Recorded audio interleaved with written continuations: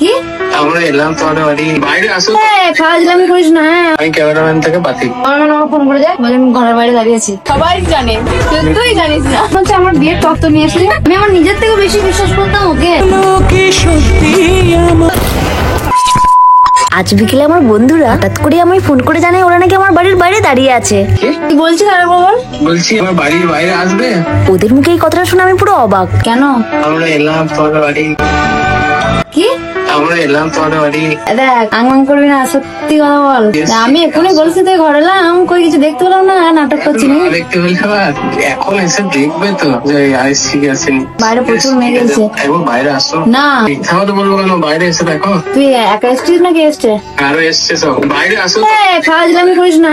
হঠাৎ করে বাড়িতে কি বলতে চাইছিস তুই? বাইরে এসো একবার, আমরা একদিক থেকে কষ্ট করে এসেছি। এটা যদি মিথ্যা করে হয়, আমি তোর সঙ্গে কোনোদিন না। আমি মিথ্যা করে হলে আমাদের সঙ্গে আর কথা বলার দরকার নাই, কোনো কিছু কথা রাখার দরকার নেই। ব্যাস আমি ক্যামেরাম্যান থেকে বাতিল, বুঝলি তো? এত বড় আমি কথা এত বড় কথা বললাম, আমি না ভেবে বললাম, আর তুমি এত ভাবনা চিন্তা করছো না। আসো বাইরে আসো কমসে কম। আমি তো পুরো অবাক। ভাই মজা হচ্ছে কেন? আমি বললে ভিডিও করে রাখো যদি বিশ্বাস না হয়। ভয় তো ভিডিও করছি তো, আমি তো জানি। আর এখন এমন সিচুয়েশন চলে এসছে, এখন যদি আমি তোকে বলি যে আমি তোর সঙ্গে মানে ক্যামেরাম্যান তোকে আর রাখবো না বা কিছু, মানুষ আমাকেই ভুল বুঝবে। তার জন্য আমাকে প্রত্যেকটা সময় মনে হয় ক্যামেরা অন করে রেখে দিতে হবে। তুই এত বড় যে মিথ্যা কথা বলছিস, সকাল থেকে বেরিয়েছিলাম, এতক্ষণ বাড়ি ঢুকলাম, একবার রেস্ট নিচ্ছি, এরপর যদি বাইরে দাঁড়িয়ে মানে এতক্ষণ ধরে আরে আমি কিন্তু যাচ্ছি, আমি এই উপরে আসলাম। দাঁড়িয়ে আছি অনেকক্ষণ ধরে, বৃষ্টি হবে এবারে।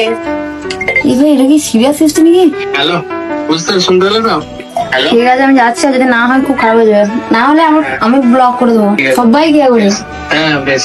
একবার গিয়ে দেখেই আসি। এটা কি কোনো কথা বলতে বাইরে আছে, বাইরে এত মেঘ এসছে, আর বলছে বাইরে দাঁড়িয়ে আছে। যদি মিথ্যা হয়ে যায় কিন্তু ভাই সিরিয়াস, দেখ খারাপ হয়ে যাবে না, আমি আর ভালো লাগে না। ওরা যদি নাটক করে তাহলে খুব খারাপ হবে। যাচ্ছে ক্যামেরাম্যান আমার ফোন করে যায়, বলে আমি ঘরের বাইরে দাঁড়িয়ে আছি।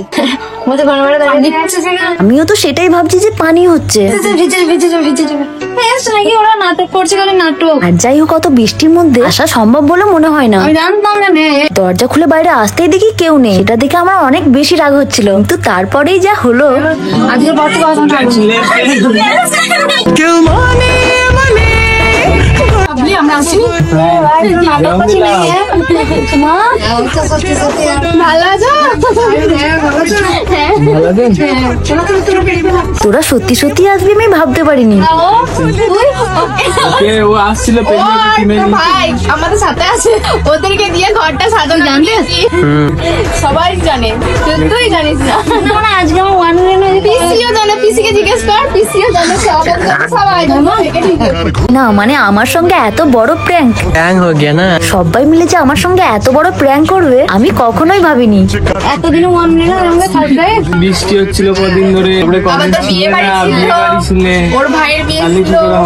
না মানে এতদিন পরে কে সেলিব্রেশন করে ভাই? আমার ফেসবুকে 1 মিলিয়ন ফলোয়ার কমপ্লিট হয়েছে প্রায় 20-25 দিন হয়ে যাবে, আর আমি তো ভেবেও নিয়েছিলাম আর 1 মিলিয়ন কমপ্লিট হওয়ার সেলিব্রেশন করব না।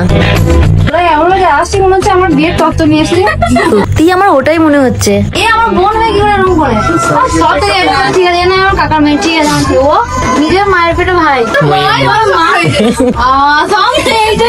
আমার মা পর্যন্ত তোদের সঙ্গে এইটাই হচ্ছে আতুর ব্যাপার। ঘরের মেন খুঁটিটাই যদি লড়বড়ে হয় তাহলে তো বাকিগুলোকে লড়বড়ে হতেই হবে। এখানে বোঝাই গেল আমার মাও ওদের পাল্লে ভরে সবাই মিলে আমায় এত বড় সারপ্রাইজ দিল। যাই হোক, ওরা অনেক দূর থেকে এসেছে আমার বাড়ি শুধুমাত্র আমাকে একটুখানি সারপ্রাইজ দেওয়ার জন্য। এত কিছু পরও আমি শুধু একটা কথাই ভাবছিলাম, আমি আমার নিজের থেকে বেশি বিশ্বাস করতাম ওকে। হ্যাঁ এখন করার প্রয়োজন মনে করেনি। হ্যাঁ সব প্ল্যানটা আমার। না মানে আমি জানতাম ক্যামেরাম্যান আমার কাছে কোনো কথা লোকায় না, তো আজ যা হলো সেটার পর থেকে এখন তো আমার ওকেও বিশ্বাস করতে ভয় লাগছে। না মানে আমি জাস্ট ইয়ার্কি মেরে বলছি, ক্যামেরাম্যান তুই আবার সিরিয়াস নিয়ে নিস না। আমি জানি সবাই আমাকে ঠকাতে পারে, কিন্তু তুই আমাকে কোনো দিনও ঠকাবি না। হ্যাঁ ঠিক তোর উপর আমার এতটাই বিশ্বাস আছে। লাইফে আর যাই করি এমন কোনো কাজ করিস না যেটার জন্য বিশ্বাস আর আমাদের বন্ধুত্বটা ভেঙে যায়। যাই হোক, অনেকদিন পর সবাই একসঙ্গে হয়ে আমার তো অনেক বেশি ভালো লাগছিল। তবে এদিকে আমার বন্ধুদের সামনে এই যে আমার মাটা সবসময় আমার সম্মানের 12টা বাজিয়ে দিয়েছে। মা তো সবার সামনে আমাকে লাল করার জন্য বসেই আছে, আর তার সঙ্গে আছে এই যে ক্যামেরাম্যান। যাই হোক, তারপর আমার সব বন্ধুগুলো মিলে জোর করে আমার চোখ দুটো ধরে নিয়ে চলে আসলো আমাদের এই রুমটাতে। আর তারপর চোখ খুলতেই দেখি ওরা বোনকে দিয়ে অনেক সুন্দর করে ঘরটা সাজিয়ে রেখেছিল, আর তার সঙ্গে সঙ্গে আমার জন্য 4টা কেক নিয়ে এসেছিল। সত্যি আমার 1 মিলিয়নটা যে এত সুন্দরভাবে সেলিব্রেশন হবে আমি তো একবারের জন্য হলেও ভাবতে পারিনি। পুরো পরিবারকে নিয়ে একসঙ্গে একসঙ্গে 1 মিলিয়নে কেক কাট করার অনুভূতিটা সত্যি অনেক বেশি আনন্দের। থ্যাংক ইউ মা, তোমার মেয়েকে এতটা বেশি সাপোর্ট করার জন্য। আর যদি তুমি পরিবারের সবার বিরুদ্ধে গিয়ে আমায় সাপোর্ট না করতে, তাহলে হয়তো তোমার মেয়ের জীবনে এই দিনটা কখনোই আসতো না। অনেক বেশি কথা শুনেছো মা তুমি আমার জন্য, হয়তো তোমাকে এখনো শুনতে হয়। আর শুধু তুমি একা না, এই যে ক্যামেরাম্যানকে, আমাকে সবাইকে কথা শুনতে হয় শুধু একটা কারণে, সেটা হলো আমি ভিডিও করি বলে। কিন্তু তারপরেও দেখো আমার জীবনটা ফুলের মতো সুন্দর করে সাজিয়ে রেখেছো তোমরা। একবার করে মনে হয় আমি অনেক বেশি লাকি, কারণ আমার লাইফে এত ভালো মা বাবা থেকে শুরু করে আমার বন্ধু বান্ধবী সবাই আমাকে অনেক বেশি ভালোবাসে। যাই হোক, এদিকে আমার বন্ধুগুলোকে দেখো, 1 মিলিয়ন কমপ্লিট হওয়ার কারণে আমার জন্য গিফট নিয়ে এসেছে রূপোর ব্রেসলেট, যেটা আমার খুব বেশি পছন্দ হয়েছে। আর শুধু এখানেই শেষ না, ক্যামেরাম্যান আমার জন্য গিফট নিয়ে এসেছে বাজি। ও যখন বাজি কিনতে গিয়েছিল তখন আমাকে সঙ্গে করে নিয়ে গেছিল আর বলেছিল ভাইয়ের বিয়ে তাই বাজি নেব, কিন্তু এখন দেখছি ওগুলো সব মিথ্যা কথা। ওই বাজিগুলো নিয়েছে আমার 1 মিলিয়ন সেলিব্রেশন করার জন্য। তাই সবাই মিলে চলে এসেছি ছাদে। যাই হোক, আজকের ব্লগটা এখানেই শেষ করলাম।